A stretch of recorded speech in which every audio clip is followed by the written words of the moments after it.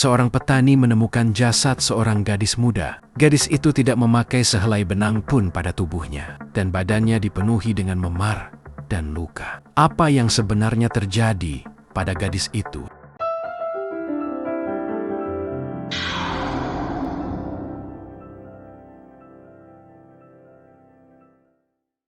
Dia adalah Nirmala Panta, berumur 13 tahun. Pagi hari tanggal 27 Juli 2018, di sebuah ladang tebu di Bhimdatanagar, Kanchanpur, Nepal, seorang petani menemukan jasad seorang gadis muda. Gadis itu tidak memakai sehelai benang pun pada tubuhnya, dan badannya dipenuhi dengan memar dan luka. Di dekat jasadnya tergeletak sebuah sepeda kecil yang diyakini adalah miliknya. Pihak berwajib datang dan mengidentifikasi jenazahnya dan mengkonfirmasi korban adalah Nirmala Panta, 13 tahun, yang telah menghilang sehari sebelumnya. Sebelum menghilang, Nirmala Panta mengatakan kepada keluarganya akan pergi ke rumah teman, tetapi dia tidak pernah kembali. Malah jasadnya ditemukan sekitar setengah kilometer dari rumah temannya. Ibunya bernama Durga Devi, membesarkan ketiga anak perempuannya sendirian sebagai single parent. Mereka adalah Manisha,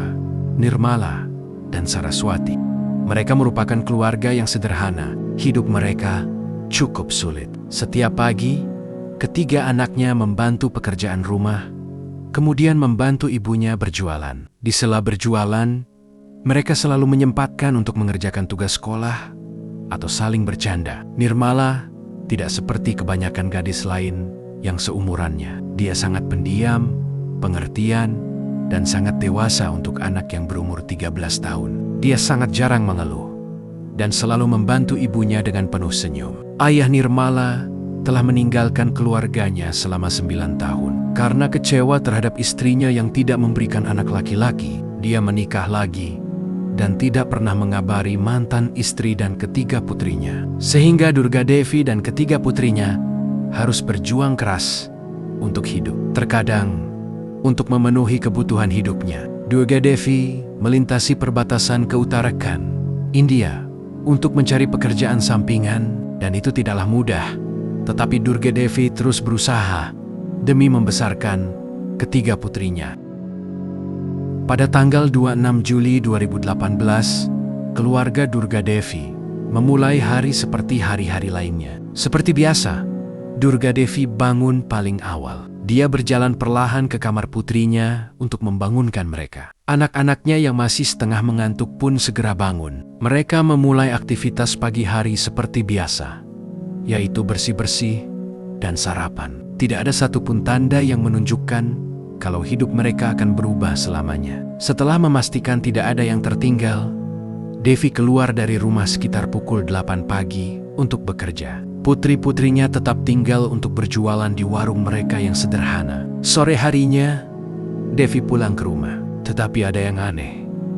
Rumahnya tampak sepi. Hanya Saraswati, putri bungsunya yang ada di rumah. Devi bertanya pada Saraswati, "Kemana kakak-kakakmu?" Saraswati menjawab, "Mereka bilang keluar sebentar dan akan segera kembali." Beberapa saat kemudian, Manisha kembali. Dia hanya pergi ke rumah tetangga. Durga Devi kemudian bertanya pada Manisha, "Kemana Nirmala pergi?" Manisha menjawab, "Dia bilang akan pergi ke rumah Rosani, Bam." Perasaan Devi sedikit lega, karena Rosani, yang sering disebut Bam oleh orang-orang, adalah sahabat Nirmala. Dan rumah mereka tidak terlalu jauh, hanya 1,5 kilometer. Nirmala dan Rosani memang sering menghabiskan waktu bersama.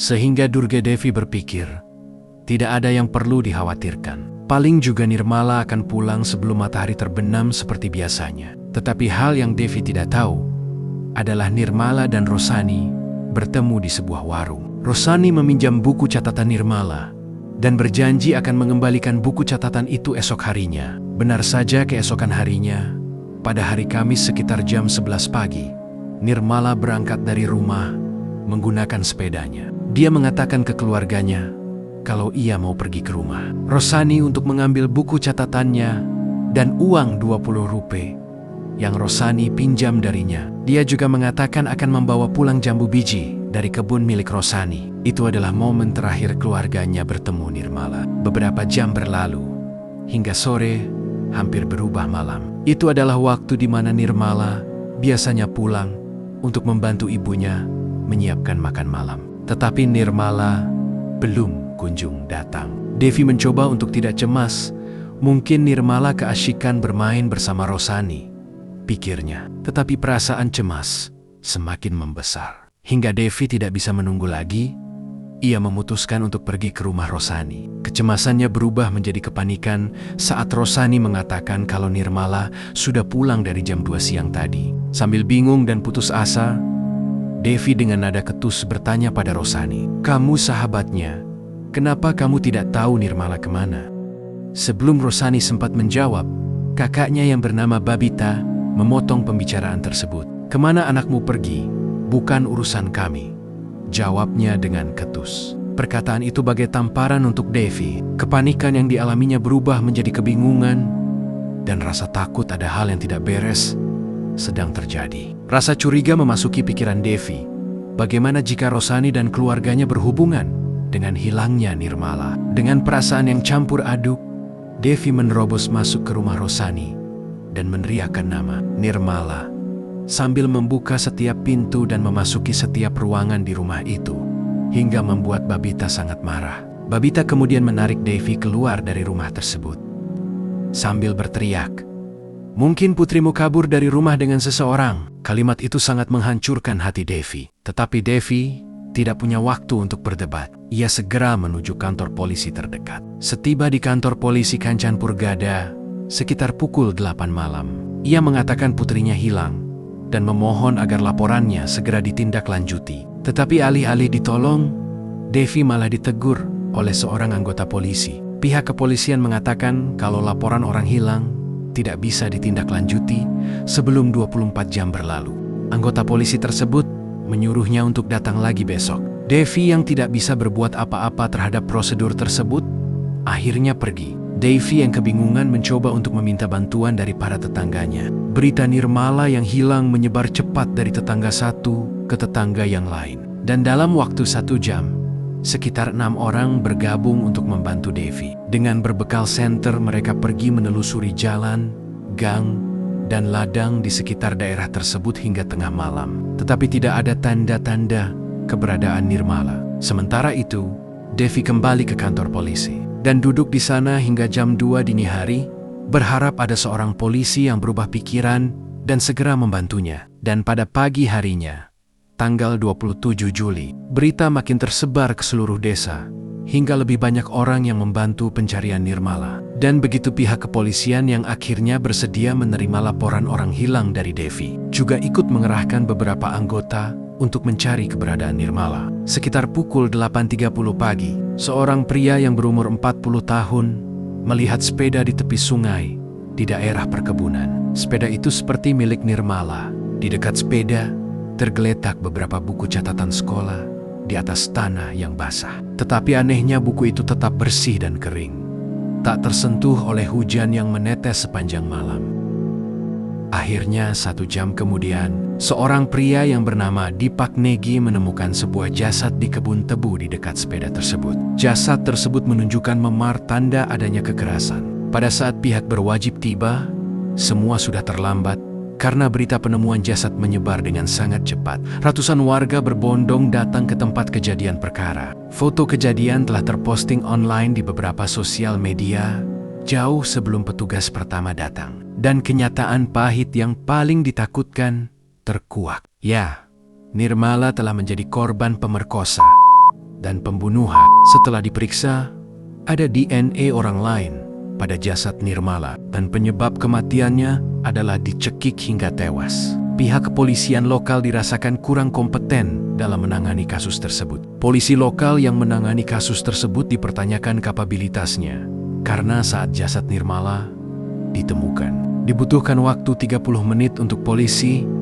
sampai di tempat kejadian perkara. Padahal letak kantor polisi dan tempat kejadian perkara tidak terlalu jauh. Tidak hanya itu, tempat kejadian perkara pun tidak disegel. Barang bukti di tempat kejadian perkara terekspos, terinjak-injak, dan tersentuh para warga yang berdatangan. Ada satu video yang beredar, menunjukkan seorang wanita mencuci pakaian Nirmala yang berlumuran darah, sehingga timbul kecurigaan kalau itu adalah percobaan untuk menghancurkan barang bukti. Dan alih-alih mengerahkan petugas untuk mencari pelaku, dilaporkan bahwa para petugas kepolisian malah dikerahkan untuk menjaga keluarga Rosani. Pada tanggal 29 Juli, jenazah Nirmala dibawa ke rumah sakit Mahakali Zonel. Pihak rumah sakit menyerahkan jenazah Nirmala ke keluarganya, tetapi keluarganya menolak untuk menerima jenazah tersebut. Tidak sampai pelakunya ditangkap.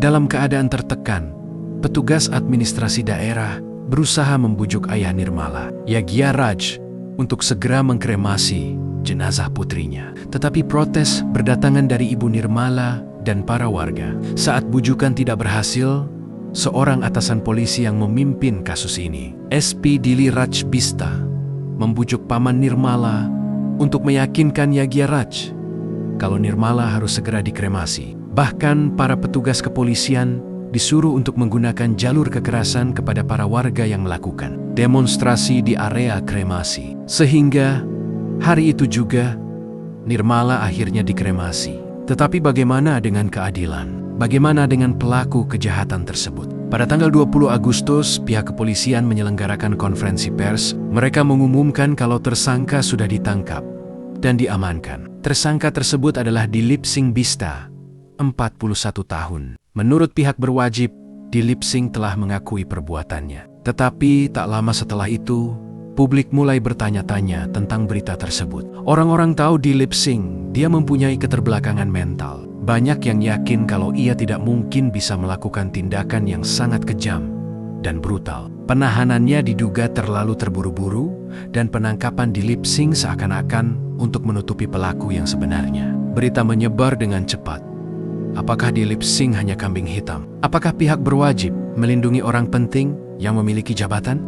Saat keraguan publik berubah menjadi kemarahan, pendemo berkumpul untuk melakukan protes. Mereka menuduh SP Dili Raj Bista, seorang atasan di kepolisian yang memimpin investigasi tersebut, berusaha untuk melindungi pelaku yang sebenarnya. Tuduhan itu kembali diperkuat saat hasil tes DNA datang, karena DNA Dilip Singh Bista tidak cocok dengan DNA yang ditemukan pada jasad Nirmala, sehingga Dilip Singh dibebaskan. Para pendemo kembali memenuhi jalan Bim Datanagar untuk meminta jawaban. Polisi malah melontarkan tembakan ke arah para pendemo dan menyebabkan 10 orang terluka. Pada tanggal 24 Agustus, sebuah protes kembali terjadi. Dan sekali lagi, polisi merespon para pendemo dengan peluru. Kali ini, seorang remaja berumur 14 tahun, Sani Huna, tertembak hingga tewas. Kematiannya mengubah segalanya. Sani yang dianggap masih anak di bawah umur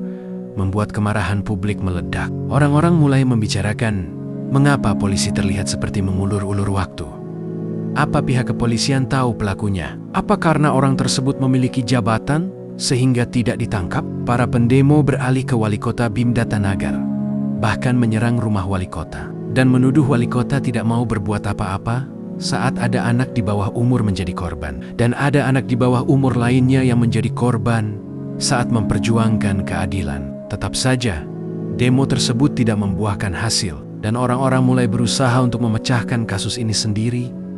Mereka berusaha mencocokkan bukti-bukti yang ada. Publik mengalihkan pandangan mereka pada Rosani, sahabat Nirmala, karena di sanalah Nirmala berada terakhir kali sebelum menghilang. Rosani Bem dan kakaknya Babita Bem hanya tinggal berdua. Orang tua mereka tinggal di Darchula. Ada desas-desus yang mengatakan bahwa Babeta pernah menjalin hubungan dengan 2 orang pria, dan keduanya masih sering datang berkunjung ke rumah Babita. Yang mengejutkan adalah salah satu pria tersebut adalah anak dari seorang atasan di kepolisian yang memimpin kasus Nirmala, SP Dili Raj Bista. Sedangkan pria yang lain adalah keponakan dari wali kota setempat. Dan mereka berdua terlihat keluar masuk rumah Babeta di hari saat Nirmala menghilang.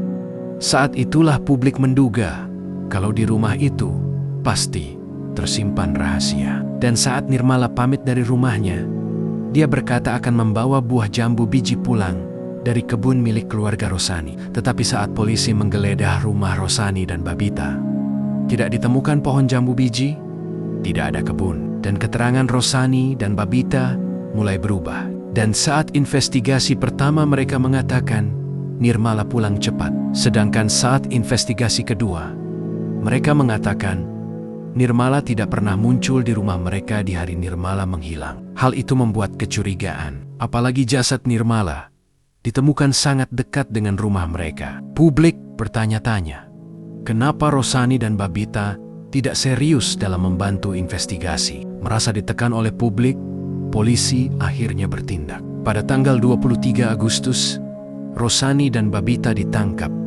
dan orang tua mereka dipanggil. Dikatakan bahwa Babita dan keluarganya cukup dekat dengan atasan di kepolisian, SP Dili Raj Bista, sehingga semakin menimbulkan kecurigaan. Pihak kepolisian berkonsultasi dengan kantor kejaksaan dan kemudian Rosani dan Babita dibebaskan. Rosani dan Babita kemudian muncul dalam sebuah konferensi pers, membantah semua keterlibatan. Mereka mengatakan mereka ditargetkan secara tidak adil, padahal mereka juga kehilangan seorang sahabat. Tetapi bagi orang-orang yang menyaksikan, mereka menyembunyikan sesuatu. Lalu pada tanggal 17 September, Perdana Menteri Nepal K.P. Sharma Ole membuat pernyataan publik. Dia mengaku kalau polisi lokal BIM Datanagar telah membuat kesalahan besar, sehingga 9 anggota kepolisian diinterogasi. Setelah itu muncul sebuah update terbaru. Juru bicara kepolisian Nepal mengkonfirmasi bahwa sampel DNA milik SP Dili Raj Bista, anaknya,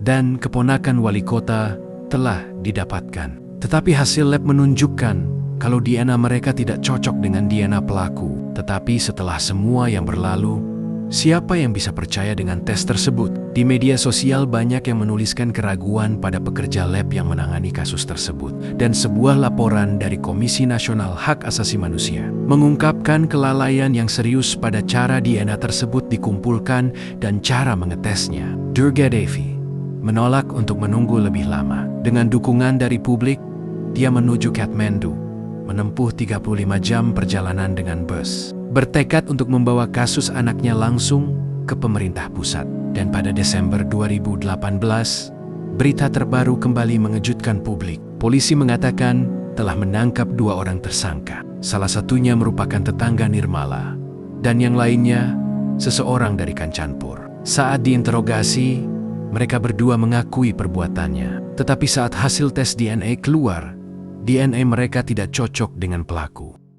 Pengakuan yang kosong kembali terjadi, sehingga orang-orang menuduh polisi menggunakan siksaan untuk membuat mereka mengakui perbuatan yang tidak dilakukannya. Beberapa hari kemudian, didorong oleh aktivis masyarakat sipil, Durga Devi menuntut 8 anggota kepolisian dan mengatakan kalau mereka telah menghancurkan barang bukti. Kantor kejaksaan setempat pun mengajukan kasus untuk anggota kepolisian yang terlibat, terutama karena pihak kepolisian telah menyiksa kambing hitam pertama mereka, yaitu Dilip Singh, dan telah merusak barang bukti. Walaupun pada akhirnya Durga Devi menarik tuntutannya, 6 dari 8 anggota kepolisian yang dituntut telah ditahan. Tetapi pada bulan Juli 2020, mereka semua dibebaskan. Dan hingga sampai saat ini, pelaku yang sebenarnya belum dapat ditangkap. Setiap ada orang yang mengaku DNA-nya tidak pernah cocok dengan pelaku, dan kasusnya pun perlahan hilang. Sehingga kasus Nirmala dianggap sebagai salah satu kegagalan sistem hukum terbesar